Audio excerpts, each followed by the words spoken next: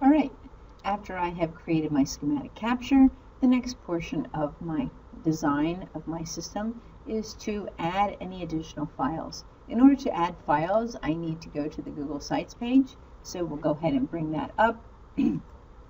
We'll find the MyDetector test files. We only want to download those. We're going to wait to do the next set of files until the task 2. But let's go ahead and download the MyDetector test files.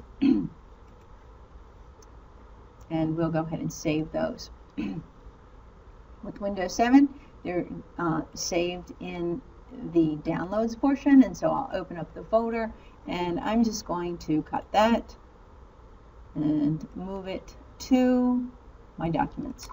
Okay, and within my documents, I will go to task 1 where I've created my project, and I'm just going to paste this here. Okay, I already actually have them here. But I will go ahead and move and replace them, and then I'm going to unzip them, right? Or I'm going to extract them all. If I extract them into the location of task 1, that will make my life a little bit easier. So I'm just going to get rid of that extension where it said it was going to store it in a subfolder called MyDetector Test. So I just want to store it in task 1, and I'll go ahead and say OK. Actually, I already have done that before, so we'll go ahead and just replace all of those. You shouldn't have to do this portion. But you do want to have them in your task 1 folder. You don't want to have them in a separate folder called MyDetector Test. All right, so once we've done that, then we can go ahead and check to make sure they've been added to the project. So we'll go back to Quartus 2, and we will go to project, and we'll just add the files. Okay, and so here I have actually added them. You may have to go in and search for them. So if you do, you can actually come to the correct folder, and you may have to go to all files. Once you've done that, then you have them listed here. It's the 4 files. It's the testframework.vt, the MyDetectorTest.do, the MyDetectorTest.vt, and then the QSF. So those would be the 4 files that you would want to add to your project. And so here we have them listed, and I'm actually going to put these files in a specific order. I want to have the BDF, my diagram, up at the top, so I'm going to move that up, and then I want to have the QSF.